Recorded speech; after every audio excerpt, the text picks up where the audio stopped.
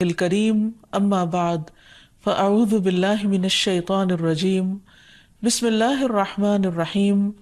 رب اشرح لی صدری ویسر لی امری واحلل عقدۃ من لسانی یفقہوا قولی۔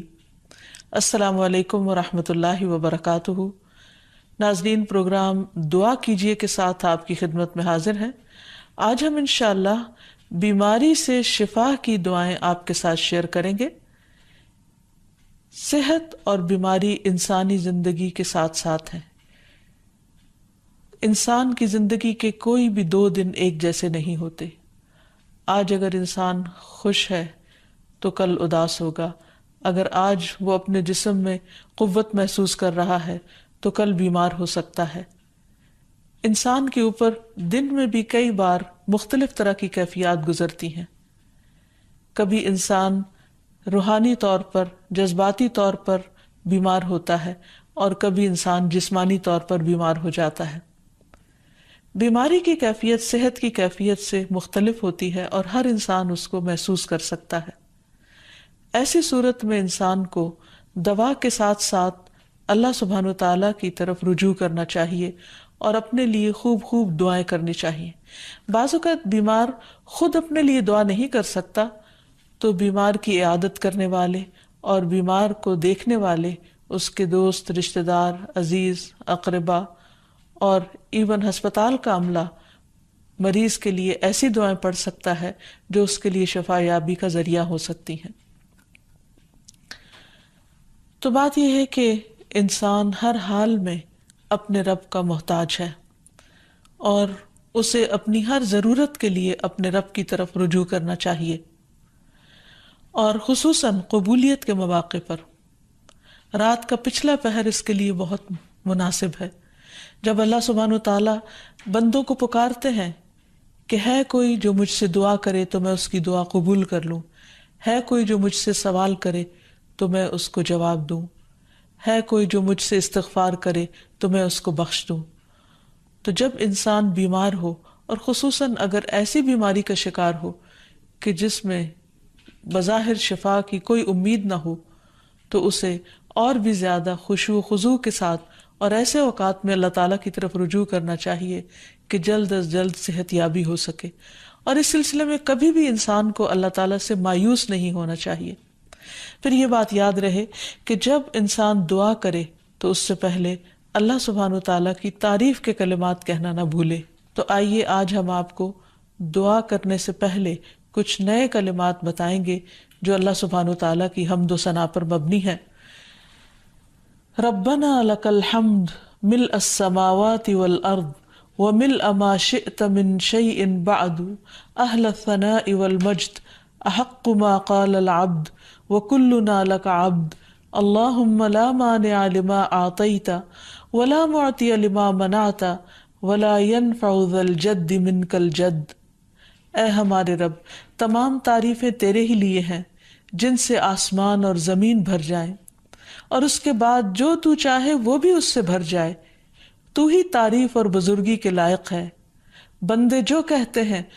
تو ان کا سب سے زیادہ حقدار تو ہے، اور ہم سب تیرے بندے ہیں۔ اے اللہ، جسے تو عطا کرنا چاہے اس سے کوئی روک نہیں سکتا، اور جسے تو نہ دینا چاہے اسے کوئی دے نہیں سکتا، اور کسی مرتبے والے کی بزرگی تیرے سامنے کوئی فائدہ نہیں دے سکتی۔ یعنی اللہ سبحانہ وتعالیٰ کے علاوہ کوئی بھی اور ایسا نہیں ہو سکتا جو انسان کی مشکل کو آسان کر سکے۔ تو آئیے اس کے ساتھ ہم دیکھتے ہیں کہ بیماری کے اسباب کیا ہوتے ہیں، بیماریاں کیوں آتی ہیں۔ سب سے پہلی بات تو یہ کہ بیماری اللہ کے اذن سے آتی ہے۔ جب تک اللہ سبحانہ وتعالیٰ کا اذن نہ ہو، انسان پر کوئی کسی قسم کی مشکل آ نہیں سکتی۔ قرآن مجید میں آتا ہے ما اصاب من مصیبت الا باذن اللہ، جو بھی مصیبت آتی ہے وہ اللہ کے اذن سے آتی ہے اور وہ تقدیر کا حصہ ہوتی ہے، اور اس میں اللہ سبحانہ وتعالیٰ کی حکمت اور مشیت کار فرما ہوتی ہے۔ اور وہ کیا ہو سکتی ہے؟ مثلاً اللہ تعالیٰ کسی بندے کے ساتھ بھلائی کا ارادہ کرتے ہیں، اس کے گناہ معاف کرنا چاہتے ہیں، اس کو کسی خاص چیز کی سمجھ دینا چاہتے ہیں، تو اسے تکلیف میں مبتلا کر دیتے ہیں. کیونکہ بعض اوقات انسان زندگی میں اتنا مصروف ہوتا ہے اپنے روزانہ کے روٹین کے کاموں میں کہ وہ ٹھہر کر، رک کر، خاموشی کے ساتھ وقفہ لیے بغیر کوئی ایسی بات سوچتا نہیں کہ جو اسے سوچنی چاہیے، جو اللہ تعالیٰ چاہتے ہیں کہ وہ سوچے. تو جب انسان بیمار ہو جاتا ہے تو ایک اور کنڈیشن میں آ جاتا ہے، وہ آرام کی کیفیت میں آ جاتا ہے. ایسی صورت میں انسان کو وہ باتیں بھی سوچنے کا موقع مل جاتا ہے جو عام طور پر وہ نہیں سوچتا.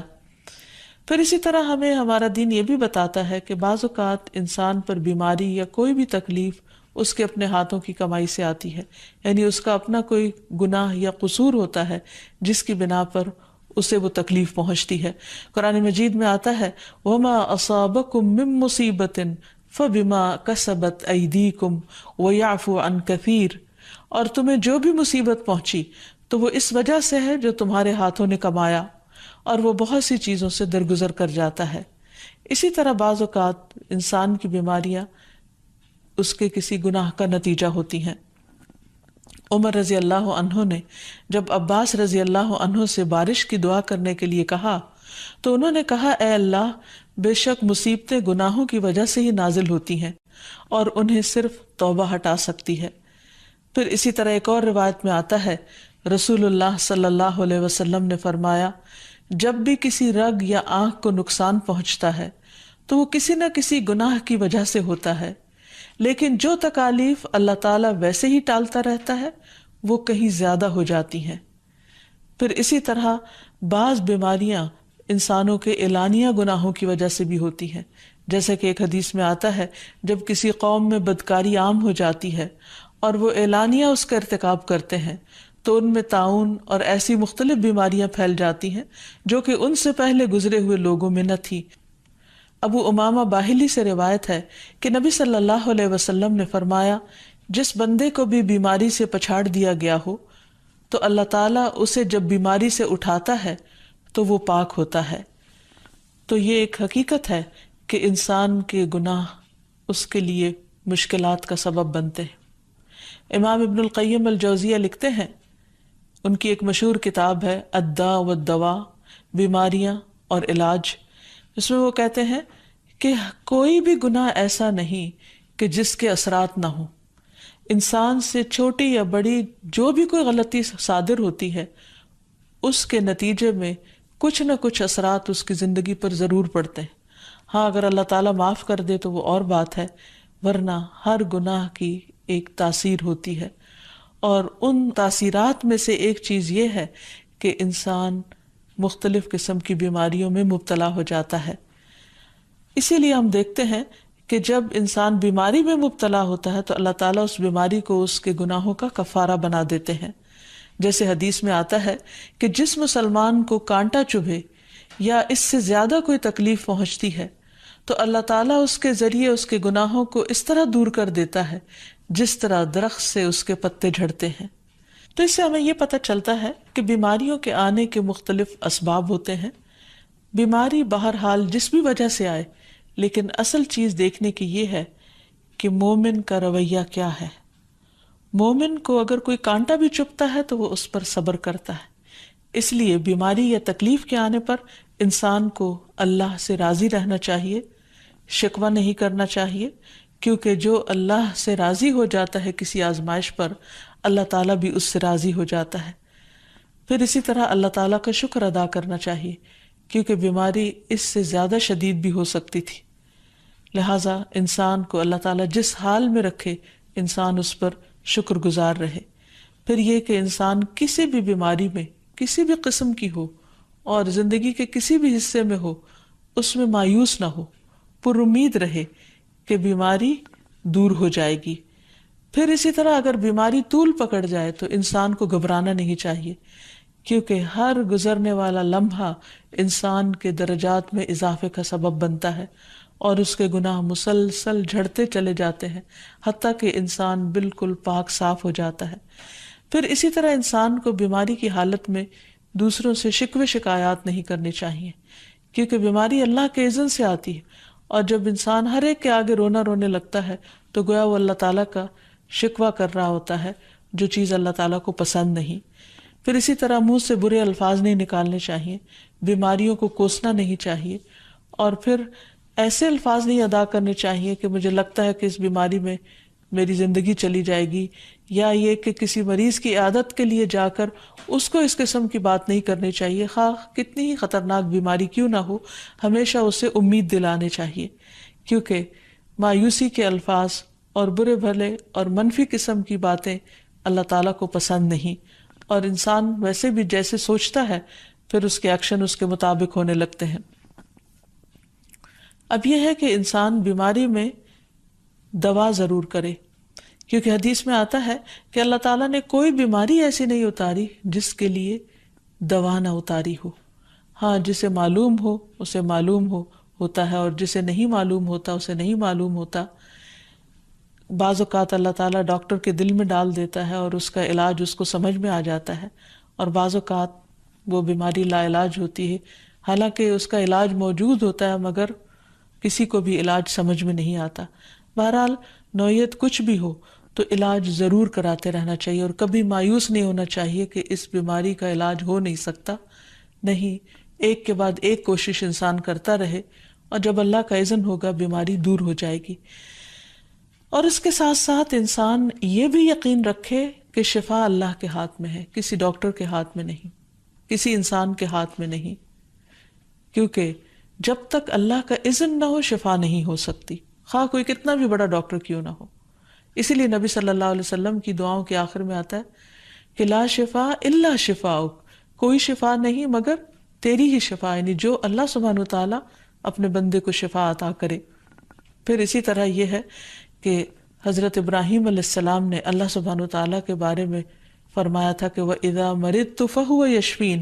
کہ جب میں بیمار ہوتا ہوں تو وہی مجھے شفا دیتا ہے، یعنی اللہ تعالیٰ ہی اس بیماری کو دور کرتا ہے۔ اسی طرح ایک اور روایت سے بھی پتہ چلتا ہے کہ شفا دراصل اللہ سبحانہ وتعالیٰ کے ہاتھ میں ہے۔ حضرت عائشہ سے مروی ہے کہ رسول اللہ صلی اللہ علیہ وسلم دم کیا کرتے تھے اور یہ دعا پڑھتے تھے، امسح البأس رب الناس بیدک الشفاء لا یکشف الکرب الا انت، اے لوگوں کے رب تکلیف کو دور کر دے، تیرے ہی ہاتھ میں شفا ہے، تیرے سوا اس کو دور کرنے والا اور کوئی بھی نہیں۔ پھر اسی طرح انسان جب کسی بیمار کی عادت کے لیے جائے تو اس پر بھی دعا پڑھے اور اس کے لیے دعا کرے۔ رسول اللہ صلی اللہ علیہ وسلم نے فرمایا، جو مسلمان کسی ایسے بیمار کی عیادت کے لیے اس کے پاس آئے جس کی موت کا وقت قریب نہ آیا ہو اور 7 مرتبہ یہ پڑھے، اسأل اللہ العظیم رب العرش العظیم ان یشفی فلانا من وجعہ، میں اس عظمت والے اللہ سے سوال کرتا ہوں جو عرش عظیم کا رب ہے کہ فلاں کو اس کی تکلیف سے شفا عطا فرمائے، تو اللہ عز و جل اسے شفا عطا فرما دیتا ہے۔ اور پھر ہم دیکھتے ہیں کہ تمام انبیاء اپنی بیماریوں میں، تکلیفوں میں اللہ تعالیٰ کو پکارتے تھے، جیسا کہ ایوب علیہ السلام کی دعا قرآن مجید میں آتی ہے، وَأَيُّوبَ إِذْ نَادَى رَبَّهُ أَنِّي مَسَّنِيَ الضُّرُّ وَأَنْتَ أَرْحَمُ الرَّاحِمِينَ فَاسْتَجَبْنَا لَهُ فَكَشَفْنَا مَا بِهِ مِنْ ضُرٍّ وَآتَيْنَاهُ أَهْلَهُ وَمِثْلَهُمْ معهم رحمة من عندنا وذكرى للعابدين۔ اور ایوب جب اس نے اپنے رب کو پکارا کہ بے شک مجھے تکلیف پہنچی ہے اور تو رحم کرنے والوں میں سب سے زیادہ رحم کرنے والا ہے، تو ہم نے اس کی دعا قبول کر لی، پس اسے جو بھی تکلیف تھی اسے دور کر دیا، اور اسے اس کے گھر والے اور ان کے ساتھ ان کی مثل اور عطا کر دیے، اپنے پاس سے رحمت کے لیے اور ان لوگوں کی یاد دہانی کے لیے جو عبادت کرنے والے ہیں۔ اسی طرح رسول اللہ صلی اللہ علیہ وسلم نے ایک اور موقع پر ایک صحابی عثمان بن ابی عاص الثقفی کو ایک دعا سکھائی۔ جب وہ نبی صلی اللہ علیہ وسلم کے پاس حاضر ہوئے، وہ کہتے ہیں مجھے اتنی تکلیف تھی کہ قریب تھا کہ وہ مجھے ہلاک کر دیتی، تو نبی صلی اللہ علیہ وسلم نے مجھے فرمایا اس درد کی جگہ پر اپنا دایاں ہاتھ رکھو اور 7 مرتبہ کہو بسم اللہ اعوذ بعزت اللہ و قدرتہ من شر ما اجد و احاذر، اللہ کے نام کے ساتھ میں پناہ مانگتا ہوں اللہ کی عزت کی اور اس کی قدرت کی اس شر سے جو میں محسوس کرتا ہوں، یعنی اس تکلیف سے بچنے کے لیے جو مجھے محسوس ہو رہی ہے اور جس سے میں خوف محسوس کرتا ہوں۔ عثمان کہتے ہیں کہ جب میں نے یہ پڑھا تو اللہ سبحانہ و تعالیٰ نے مجھے شفا عطا کر دی۔ پھر اسی طرح ہر بیماری سے شفا کی دعا نبی صلی اللہ علیہ وسلم نے سکھائی۔ عبداللہ بن عباس سے مروی ہے کہ نبی اکرم صلی اللہ علیہ وسلم نے فرمایا، جب کوئی شخص کسی ایسے مریض کی عیادت کرے جس کی موت کا وقت ابھی قریب نہ آیا ہو اور اس کے پاس 7 مرتبہ یہ دعا پڑھے، اسأل اللہ العظیم رب العرش العظیم ان یشفیک، میں عظمت والے اللہ جو عرش عظیم کا رب ہے اس سے دعا کرتا ہوں کہ وہ تمہیں شفا عطا کرے، تو اللہ تعالیٰ اسے اس مرض سے شفا عطا کر دے گا۔ پھر اسی طرح نبی صلی اللہ علیہ وسلم اگر کسی کو کوئی پھوڑا بنسی ہوتی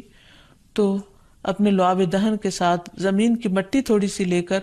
اس درد تکلیف والی جگہ پر لگاتے تو اس سے بھی شفا ہوتی۔ حضرت عائشہ کہتی ہیں کہ جب کسی انسان کے عضو میں کوئی تکلیف ہوتی،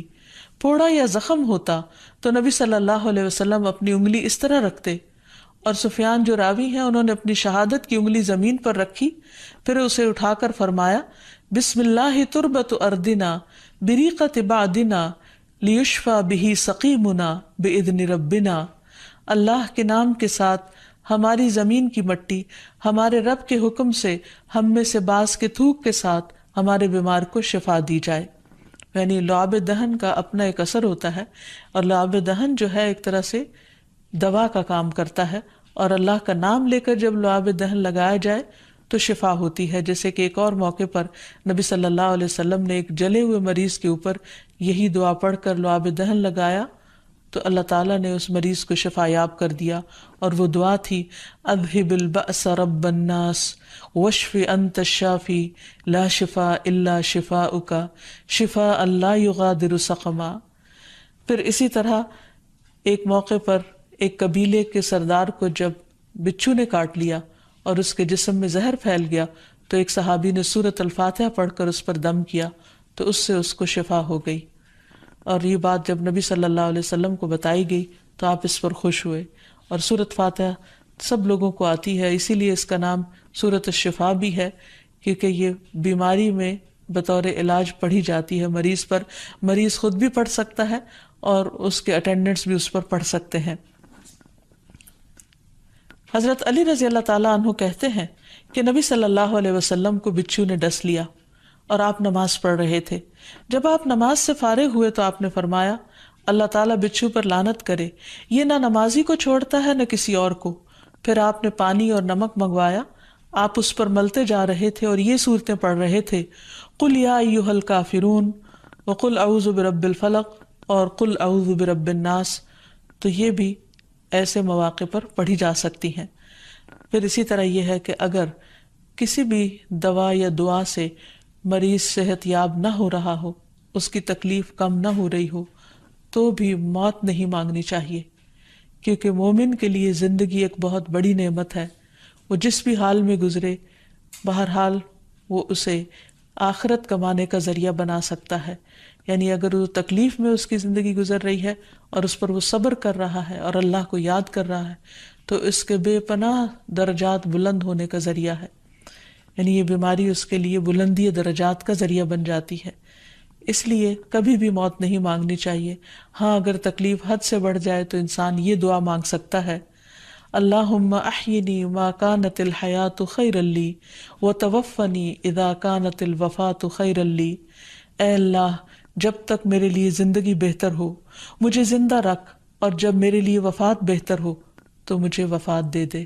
تو اللہ تعالیٰ سے دعا ہے کہ اللہ تعالیٰ تمام بیماروں کو صحت اور شفا عطا فرمائے، اور ہمیں بیماری اور آزمائش کے موقع پر اپنی طرف رجوع کرنے کی توفیق دے، اور ہر طرح کے شرک اور ایسے کاموں سے بچائے جو اس کو ناراض کرنے والے ہیں۔